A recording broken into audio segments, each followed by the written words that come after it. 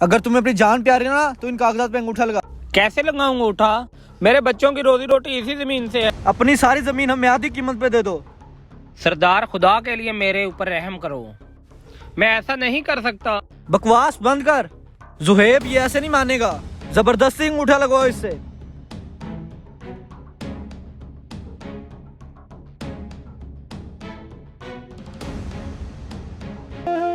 या अल्लाह, मैं क्या करूं?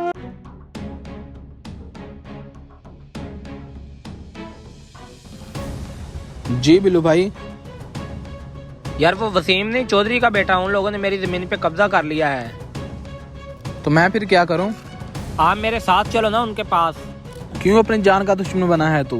भूल जा अपनी जमीन को, वो नहीं मिलेगी तुझे। मैं नहीं जाऊंगा तेरे साथ, जाओ अपने घर।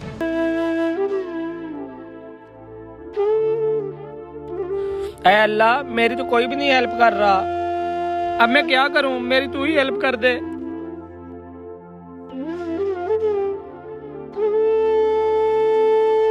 बिल्लू साहब, आपको क्या हुआ?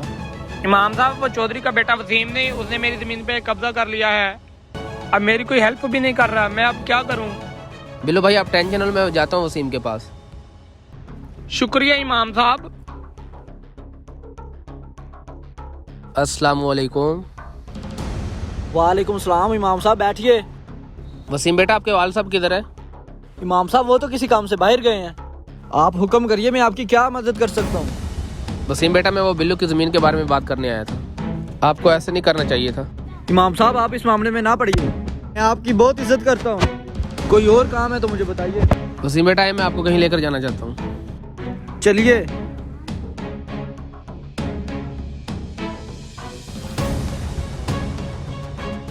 इमाम साहब ये मुझे कब्रिस्तान क्यों ले आए?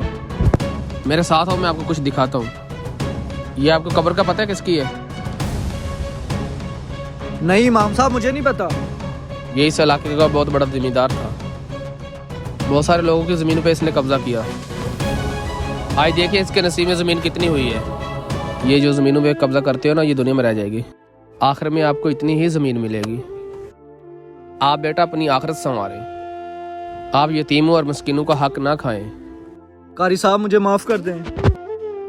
जितने भी गरीबों की जमीनों पे मैंने कब्जा किया ना, सबको वापस कर दूंगा।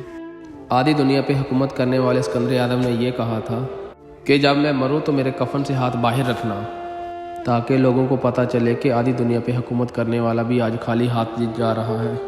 अगर आपको हमारी वीडियो अच्छी लगे तो लाइक और फॉलो ज़रूर करें।